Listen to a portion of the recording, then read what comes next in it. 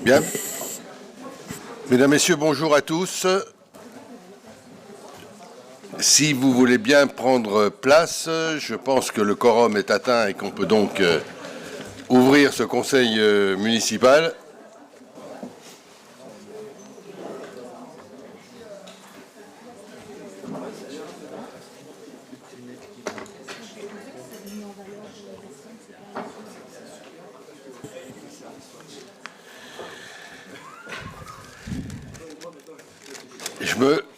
Je me permets bien sûr de saluer tous les présents et de remercier la presse de sa présence et puis de saluer toutes les personnes qui sont en visio, qui regardent, puisque vous le savez, notre conseil municipal est diffusé en direct, qui regardent donc le déroulement de ce conseil. Bonjour, bonjour à tous.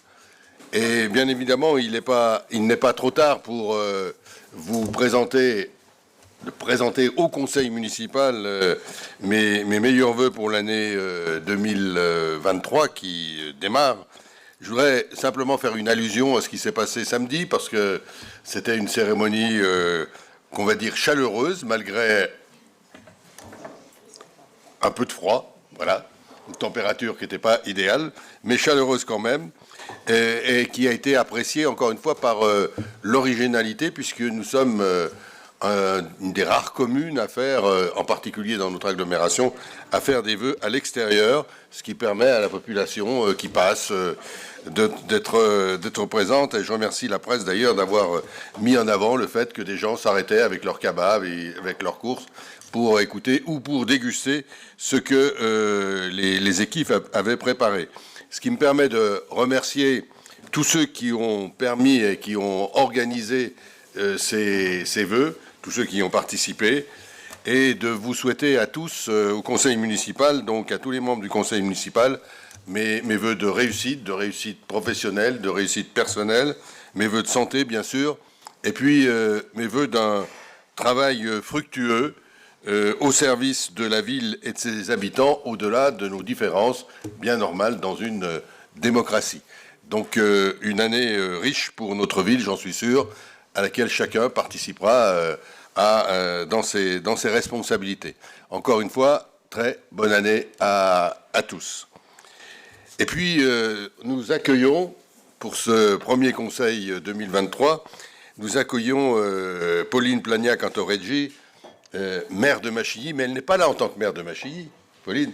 Elle est là en tant que vice-présidente d'Anne Massaglo, en charge de la transition écologique, et aussi en lien avec le pôle métropolitain. Alors vous comprenez qu'en tant que président du pôle métropolitain, je suis très content d'avoir à mes côtés Pauline, qui va vous présenter l'initiative portée par le pôle métropolitain concernant la sensibilisation de tous les élus municipaux du pôle. Ils sont, je crois, plus de 2000, hein, 2350, merci, sur les enjeux liés au changement climatique avec la fresque du climat. Donc je vais laisser la parole tout de suite à Pauline pour cette présentation. Voilà, tu appuies sur le bouton et moi normalement je devrais te donner la parole. Voilà. Autorisé. Voilà. Très bien.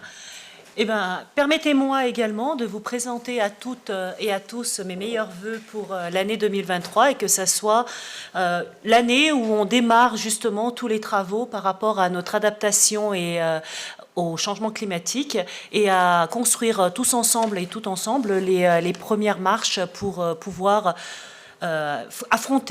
nous confronter à ce défi qui arrive de plus en plus vite et qui ne doit plus aujourd'hui nous prendre par surprise.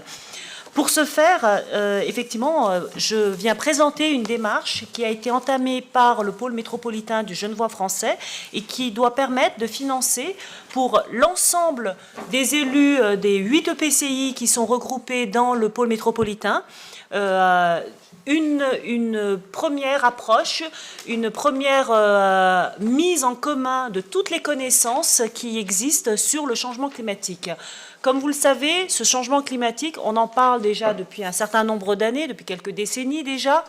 Et chaque année, tous les 2 ans en fait, le GIEC, le groupement intergouvernemental des experts sur le changement climatique, présente des rapports qui nous montrent l'évolution de ces courbes et l'ensemble des impacts, des effets et des conséquences du changement climatique qui sont issus à la fois des activités humaines et qui impactent surtout beaucoup nos modes de vie et l'ensemble de nos futurs modes de vie également. Et donc, de ce fait-là, tous et toutes, nous devons devenir de plus en plus conscients de l'ensemble de ces conséquences, aussi bien d'un point de vue individuel que d'un point de vue collectif. Autour de la table, nous avons des élus, nous avons les gens qui peuvent être dans le faire, dans l'agir, et qui peuvent structurer l'ensemble des moyens et l'ensemble des solutions que l'on peut mettre en place ensemble pour lutter, pour faire face à ces futurs défis que l'on a déjà pu commencer à ressentir aujourd'hui.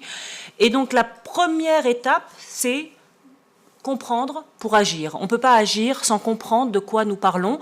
Et c'est vrai que depuis toutes ces décennies, il y a des informations, des contre-informations qui circulent.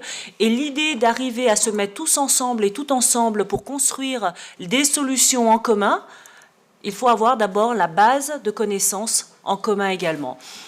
La deuxième raison pour laquelle il est important de s'informer pour agir, c'est que si un certain nombre de décisions, de normes, de seuils et de principes sont pris au niveau international, puis au niveau européen, puis au niveau national, c'est à notre échelle, à nous, à l'échelle territoriale, que ces actions vont se structurer, vont se mettre en œuvre, vont s'appliquer. Et donc, c'est à l'ensemble des élus territoriaux d'arriver à comprendre et à agir et à mettre en place des solutions efficaces.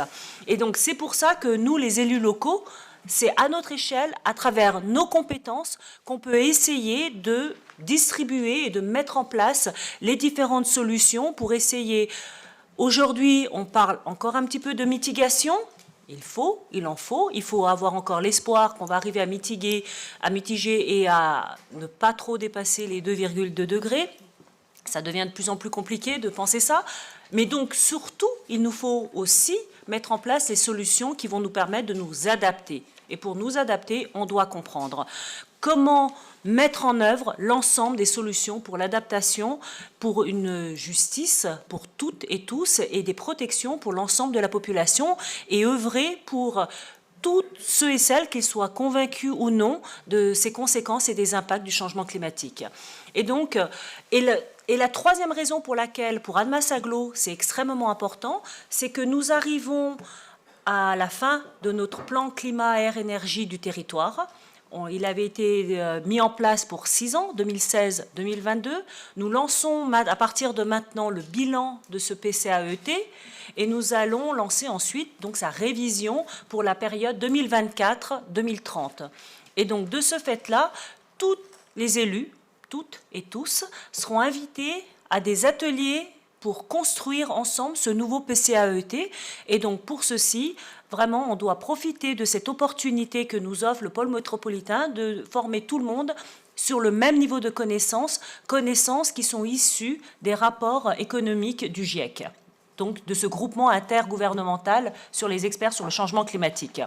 Donc ce pôle métropolitain, que vous connaissez déjà, je pense, puisque nous avons le président qui est à mes côtés, a décidé de faire de la fresque du climat une véritable force d'entraînement pour les 2350 conseillers municipaux, ainsi, et ça c'est très important de le souligner, les directeurs généraux des communes, puisque s'ils travaillent avec les élus sur la fresque du climat et sur les solutions qui vont être mises en place, ils pourront être un meilleur relais envers les services techniques qui ensuite devront mettre en œuvre les décisions prises par les élus. Donc, comprendre les enjeux de la société, nous aider à prioriser et à accélérer les politiques publiques communales, c'est la raison pour laquelle le pôle métropolitain le met en place. Et c'est également la raison pour laquelle Annemasse Agglo a décidé de prendre le taureau par les cornes, on va dire, et d'aller de l'avant, puisque nous sommes la première EPCI qui allons mettre en œuvre pour l'ensemble de nos élus ces ateliers de fresque du climat. il faut savoir que, effectivement, hein, c'est Indigo qui a été missionné pour mettre en place ces fresques, mais nous sommes le premier territoire à vraiment le mettre en œuvre. Et donc, c'est pour ça que je fais la tournée de tous les conseils municipaux où je viens essayer de convaincre les différents élus de s'inscrire à ces ateliers. Alors, je ne sais pas combien d'entre vous ont déjà entendu parler des ateliers. Enfin, je sais qu'il y en a un certain nombre qui connaissent, mais peut-être que tout le monde ne connaît pas ces ateliers, parce que la fresque du climat, on a l'impression qu'on va peindre une œuvre tous ensemble, mais quelque part, non, on va construire une œuvre tous ensemble avec des cartes à jouer, et donc ça va prendre 3 heures. Alors, vous allez me dire, 3 heures, c'est long dans vos temps et de vie personnelle. Mais en fait, 3 heures, c'est très court pour apprendre la somme des connaissances qu'on va pouvoir acquérir pendant ces ateliers. Donc ces ateliers se déroulent de cette manière. Vous avez d'abord un premier temps de réflexion avec des animateurs qui sont ce qu'on appelle des fresqueurs confirmés, c'est-à-dire des gens qui ont été formés pour pouvoir animer, guider l'ensemble des participants à construire des relations, à mettre en relation des causes et des effets du changement climatique par rapport aux activités humaines et sur les différents éléments environnementaux, sur la biodiversité, sur nos modes de vie, sur l'ensemble des équilibres écosystémiques et les différentes limites planétaires que l'on est en train de franchir. Une fois qu'on a mis ensemble, qu'on a mis en relation ces différents liens qui sont mis en relation par les participants, hein. Les fresqueurs ne sont pas là pour mettre en relation. C'est vous qui les mettez en relation, avec évidemment d'un côté le thème et de l'autre côté les réponses scientifiques. Ensuite, vous avez, après un temps de débrief, hein, il y a vraiment le grand temps de débrief collectif qui va se mettre en place. Et nous avons travaillé étroitement avec Indigo pour justement essayer de faire en sorte que ce deuxième temps soit vraiment strictement lié à nos besoins sur Annemasse-Agglo, c'est-à-dire vraiment à essayer de travailler tous ensemble la construction des solutions par rapport au PCAET, donc au plan climat et air énergie du territoire, et bien sûr la mise en œuvre du SDE, du schéma directeur de l'énergie, et de tous les enjeux et les programmes que nous sommes en train de mettre en place pour nous adapter et mitiger les différents aspects du changement climatique. Donc vraiment, ça sera spécifiquement orienté vers ces objectifs-là, et là, je crois que c'est très important de le noter, c'est qu'en plus, la fresque du climat, pour celles et ceux qui l'auraient déjà faite, sachez que chaque fresque est différente, puisque vous ne travaillez pas avec les mêmes personnes, donc vous n'arrivez pas aux mêmes solutions, vous n'arrivez pas au même type de relation que vous voulez mettre, et donc ça veut dire que chaque groupe, finalement, hein, va apporter sa propre créativité vis-à-vis des solutions qu'elle aimerait travailler et apporter. Donc on est vraiment sur des ateliers, aucune idée n'est stupide, tout peut être mis sur la table, think out of the box, et essayer de vraiment arriver à vous stimuler les uns les autres pour co-construire un certain nombre de solutions qui seront adaptées justement pour notre territoire. Cette fresque du climat, cet atelier et cette idée de financer, hein, de former tous les élus autour de ça, hein, la première EPCI, je vous ai menti tout à l'heure en disant qu'on allait être les premiers. Non, en réalité, ça a déjà été mis en œuvre par une EPCI, la communauté de communes du Pays d'Évian et de la Vallée d'Abondance. Nadine Wendling, hein, la vice-présidente en charge de la transition écologique et du développement durable, qui maintenant est devenue maire de Neufchâtel, est celle qui a porté cet enjeu. Et donc, il n'y a rien de tel que d'une vidéo témoin pour arriver à vous convaincre. Et donc, on va passer à une petite vidéo de témoignage des différentes personnes. 22 communes, 362 élus locaux engagés dans la transition écologique. Alors, les enjeux de cette semaine, c'est vraiment de sensibiliser tous les élus du territoire. Nous, les animateurs, on va assez peu parler dans la soirée parce que c'est vous qui allez faire le jeu.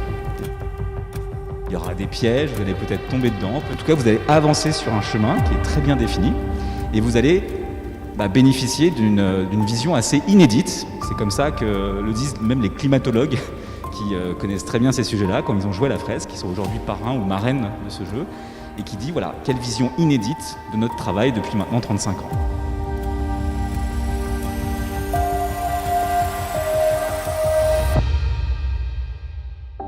vraiment pris conscience de ce grand problème et on a vraiment pris conscience qu'il fallait l'arrêter au plus vite et faire le maximum pour stopper cet emballement qui va nous mener à la catastrophe.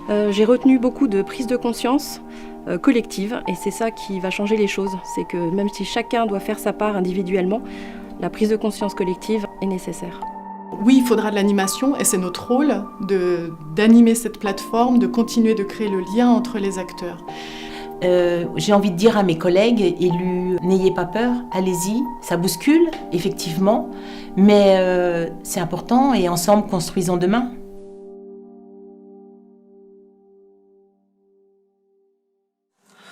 Voilà, donc j'espère qu'en tout cas cette petite présentation vous aura convaincu qu'il faut vous inscrire. En tout cas, moi j'ai décidé de mettre un petit challenge en plus à tout ça, hein, parce que en fait Nadine Wendling a réussi à former 80% de ses élus. Petit challenge, hein. Donc on doit faire au moins aussi bien, et parce que Nadine Wendling, voilà, on se connaît et on essaie de mettre en place beaucoup de choses ensemble, hein, et donc voilà, c'est le petit challenge qu'on s'est mis entre nous deux. Et donc l'idée, c'est d'arriver à ce que vous aussi vous inscriviez massivement à cette fresque. Alors, en attendant les questions, hein, je peux déjà vous faire circuler, hein, il y a 5 dates d'ateliers qui ont été proposées entre le 21 février et le 3 mars. Donc mardi soir, jeudi soir, samedi matin, mardi 28 au soir et jeudi 2 mars aussi au soir. Je sais que les jeudis pour vous c'est un peu compliqué, mais en tout cas les mardis et les samedis, peut-être pas. Et du coup, vous pouvez vous inscrire à travers le lien qu'il y a, hein, le formulaire qui a été donné à travers la petite présentation PowerPoint, ou alors... tant qu'à battre le fer pendant qu'il est encore chaud, je vous fais circuler des petites feuilles sur lesquelles vous pouvez écrire vos noms, vos prénoms, votre adresse email, ainsi que la date que vous choisissez pour vous inscrire à la fresque du climat. Y a-t-il des questions sur cet atelier ? Voilà, est-ce que vous voulez vous exprimer ? Je veux dire encore une fois que c'est une initiative qui est relayée comme ça par les communautés d'agglo, les communautés de communes, hein, et puis par les communes, qui est portée au départ et financée par le pôle métropolitain.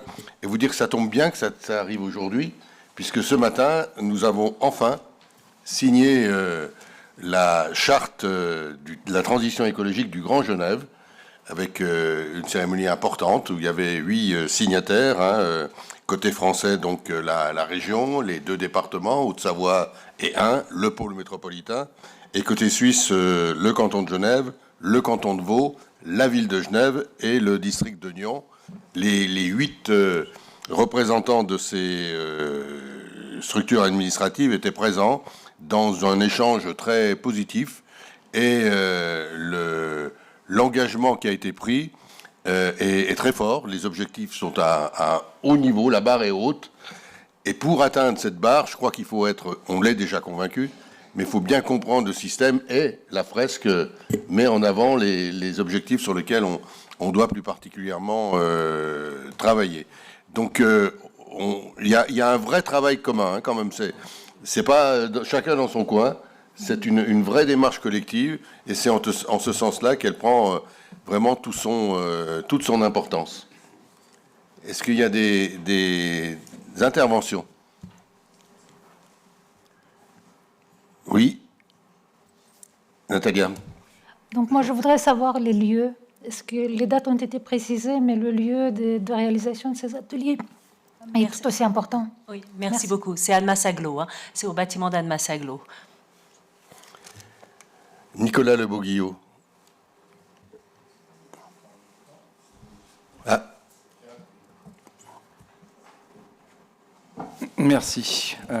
Alors, je ne vais pas me lancer dans une longue diatribe du tout, simplement en 3 phrases pour dire à mes chers collègues, si je peux les motiver un petit peu plus encore que ce que Pauline a déjà fait, que sur le climat, soit on n'y croit pas au changement climatique, deuxième possibilité, on est défaitiste et on ne fait rien. Et dans ces 2 cas, les générations futures se souviendront de nous, et pas en bien. Soit on comprend et on agit, et voilà. Là, on a tous la possibilité de prendre cette 3e solution, qui est certainement la seule souhaitable. Voilà, j'ai fait court. Hein. Très bien, Nicolas, très très bien. Merci, Nicolas. Mylène. Alors, merci pour cette présentation, Pauline. Je vais me permettre de faire un petit peu de lobbying et d'insister pour que vous vous inscriviez tous à la fresque. C'est un outil vraiment formidable qui va nous permettre, de manière collective, à trouver des solutions. Et en effet, donc pour le changement climatique, de nous adapter. En effet, il y a des actions qui vont être générées par l'agglomération, mais il y aura des actions qui va sortir au niveau de notre municipalité. Donc j'insiste vraiment beaucoup et je vais scrupuleusement regarder les listes et je me permettrai de revenir vers vous. D'ailleurs, vu les propos de Madame Saillet, je me retourne vers mon cabinet. Je dis, trouvez-moi une date parce que je veux quand même m'inscrire, sinon je vais avoir des reproches. Il y a certaines personnes, effectivement, qu'on va plutôt particulièrement surveiller, effectivement. Je vois pas pourquoi tu... Même s'ils ont signé la charte. Même si j'ai signé la charte. Non, c'est vrai que ce travail en commun est très, très important, effectivement. Hein. C'est cette émulation collective qui permet vraiment de trouver des nouvelles voies créatives pour essayer des solutions. Parce que si les solutions étaient faciles, elles auraient déjà été mises en place. Donc aujourd'hui, c'est le plus gros problème, c'est trouver les bonnes solutions pour entraîner le plus de monde possible et convaincre qu'il faut faire quelque chose, mais quoi ? Voilà, c'est toute la question et donc c'est ensemble qu'on trouvera les solutions, qu'on pourra construire tout ça. Alors je confirme, hein, pour avoir participé à un morceau de fresque dans le cadre de la préparation qu'on faisait au sein du pôle métropolitain, c'est une vraie démarche et la réaction qu'on avait, les quelques-uns qui avaient fait travailler sur une demi-heure, hein, on s'est dit mais il faut qu'on continue. Voilà. Donc je pense qu'une fois qu'on est dedans, on ne peut pas quitter, et c'est passionnant et c'est interpellant. Toi, j'en parle presque aussi bien que toi, Mylène. Est-ce qu'il y a d'autres interventions ? Donc, s'il n'y a pas d'autres interventions, on va faire le tour, on va voir qui est inscrit. Et puis, bien sûr, je te remercie de ta présence, de l'apport qui a été fait. Et nous allons avoir toutes les cartes en main. Tout à fait. Vous aurez toutes les cartes en main adaptées au territoire, il y a un jeu spécial à Annemasse-Aglo qui va être fait. Voilà. Et donc, je vous laisse tourner sur ces feuilles et j'ai déjà vu pour qu'on puisse ensuite me les remettre pour qu'on puisse faire les inscriptions manuellement. Voilà. Merci beaucoup à toutes et à tous pour votre accueil et bonne continuation. Merci. Bon retour jusqu'à Machy. Oui, 10 km en vélo, ça devrait Voilà, être... c'est bien. Merci. Merci encore à Pauline pour son intervention. Je voudrais d'abord désigner, puisqu'on va enchaîner sur les délibérations, je voudrais d'abord désigner un secrétaire de séance, Madame Lachenal. Merci. Je voudrais ensuite vous dire que j'ai des procurations. La procuration de Madame Boucher pour Madame Saillet, celle de Madame Villary pour Monsieur Gaillard et celle de Monsieur Verdenay pour moi-même. Pas d'autres procurations ? Merci. Nous avons ensuite à approuver les PV. Le PV de la séance du 15 décembre. Est-ce qu'il y a des remarques sur ce PV de la séance du 15 décembre ? Pas de remarques particulières. On peut considérer qu'il est approuvé à l'unanimité. Et puis, vous avez bien évidemment les décisions prises en application de l'article 2122-22 du Code général des collectivités territoriales. Et si vous avez des questions, des incompréhensions, vous pouvez vous reporter et interroger la direction générale qui est à votre service.